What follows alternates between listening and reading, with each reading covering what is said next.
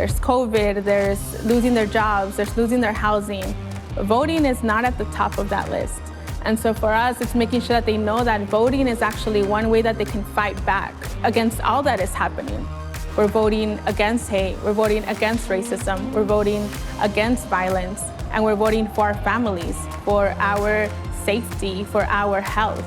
Our work is to make sure that the issues that we've been advocating for a long time become an electoral priority. Movement Voter PAC funds grassroots organizing to win elections and build power that lasts. We're working with groups in states across the country to register new voters, support new leaders, and build the infrastructure to make progressive change in 2020 and beyond. Our partners range in size and age. Some have been around for years driving local change, while others are the emerging leaders of tomorrow. In the swing state of Arizona, we're funding over 25 groups, reaching voters in every county. Our partner groups include Poder, Lucha, Black Phoenix Votes, and Dene Care Action.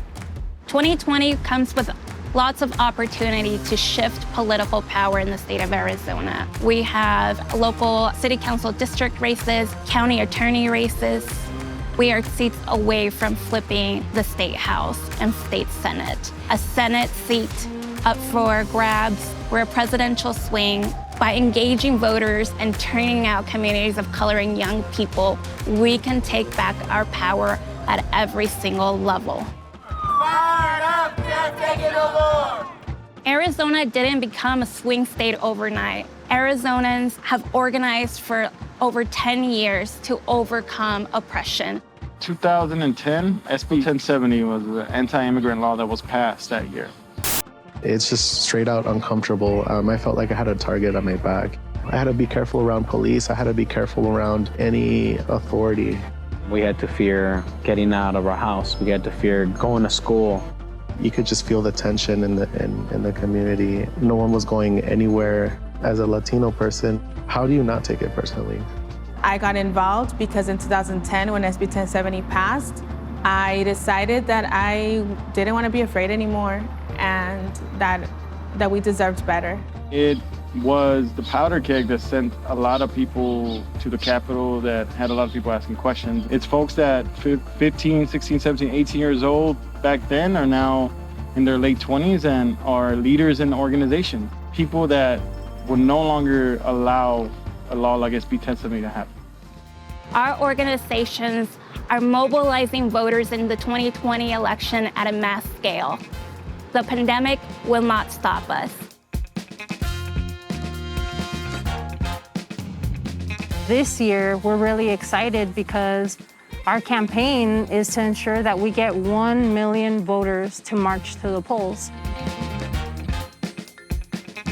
So we'll try and get traffic through the phone calls. We'll let them know about the events if they have trouble registering online, or if the site doesn't work for them or they can't be found. We'll have them come through, they can register with the form and we could turn it in for them. But it's completely contact free if they want. We could do it over the tablet or the phone. And yeah, just a drive-through. If they don't want to come to the table or anything, they could stay in their car. We go over there, we hand them the mask and the gloves, we take them the clipboard, we take them everything, and we give it to them so they don't have to get out of the car to register to vote. Because nobody wants to get sick, no one wants to contract the virus if they go to the polls.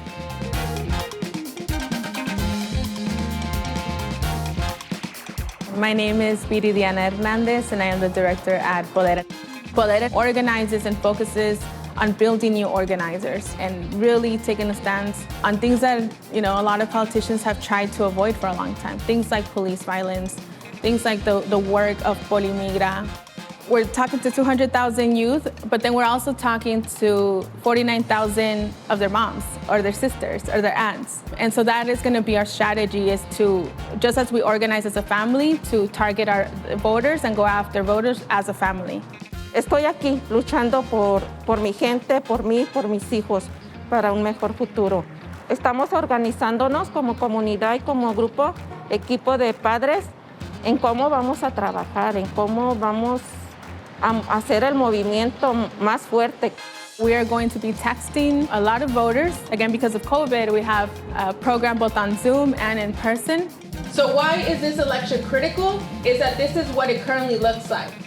A lot of our volunteers do not have access to a lot of the technology that is really critical in this moment. And so volunteers are still coming to our office to use technology here, to use our Wi-Fi here, to get training, making sure that it is us, young people and immigrant families, that are talking to young people and immigrant families. We are the community, right? Like, our office is in Maryvale. This is not only a place we go organize, this is our home.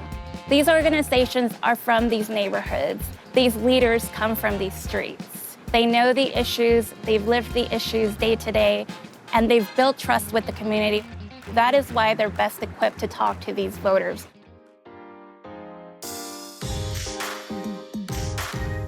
We know that Black folks here can make or break an election. There's enough of us that can close a close race. We realized that Black folks hadn't been engaged on any issue in quite some time. And so we created a survey and started going into the neighborhoods. The survey proved to be really good. We talked to over 1,000 people. What we have started doing is doing like the texting and the phone banks to reconnect with those Black folks that we talked to through the survey. Those folks now are going to be like our voting base. Building relationships is the most important part of activism, of organizing.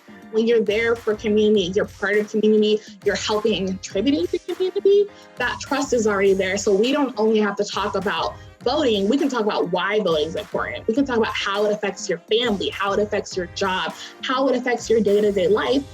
When COVID happened, there is a large population that were dramatically affected by it. The city did nothing. And so we started the mutual aid Phoenix Network based on a need for providing safe access to food and essential items to the community.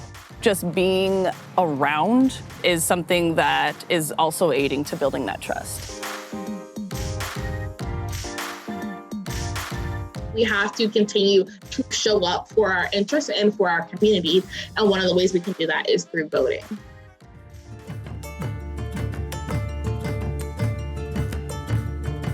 We are an organization that has been operating on the Navajo Nation for the past 30 years. There's always been a lot of issues that we have looked at, like our water rights.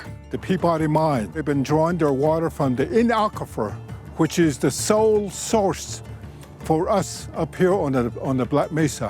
While at the same time, there are thousands and thousands of people that don't have running water, and I'm one of them.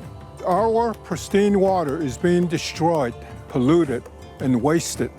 The coronavirus, it's been very devastating to the Navajo people and the health people.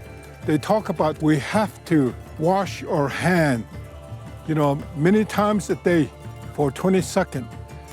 We can't do that because we don't have the water to do so. The rules and regulation that regulates the mining activity, it's all regulated by the federal government. So it's really important that the Navajo people take the election seriously. Diné Care Action is launching its inaugural Diné Voter Turnout Project. This initiative is unique in that it's by Navajo, for Navajo, with Navajo thinking. And there's no other organization that I'm aware of that can say that.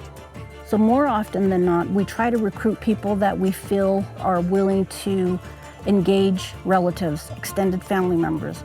On the Navajo Nation, we also call them our clan family members. Well, because we grew up here, we know our struggles, and we just know like our communities. I'm just trying to find like suitable ways to get the youth engaged in voting. Washington, igisipa ade behazani yada yilago ado na yilna. Akoko di Washington da tahite no pinli. That hashi naha hajo nikai na bespahosen dod lehiki. We just have a lot of federal proposals which could really be harmful to a lot of tribal communities. We felt the urge to take action this year and pursue this in a way that we've never done in the past.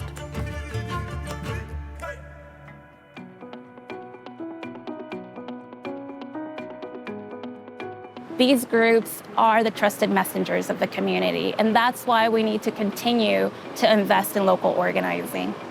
What the MVP community has done is they have centered the difficult work. They have centered the people that always get overlooked, and we are deeply grateful because not only are these dollars helping us win these elections and change the landscape in this state, what these dollars are also doing is building leaders that are going to stay and fight in the work. It's really rare to be trusted as people of color, to be trusted as women, and to be trusted as young people, to know our community's best. You're investing in a dream, and then it's up to us to make that dream happen. And that's the best part. The current conditions with COVID-19, with climate change, with the threats to our environment, to our land, by highlighting those things for people, that they will realize and understand how important it is to not just vote in this election, but to continue that. 10 years ago, I was afraid of a lot of things. I was afraid of my voice, of my power. I didn't know my rights. And in the last 10 years, it has been both a process to confront the injustice and the hate that we've lived and experienced, but also regain my own power and reclaim my own agency. There's still a lot of work to do, but we are in a moment of power that we were never before. The work that we're doing is paving the way for those wins to be able to happen.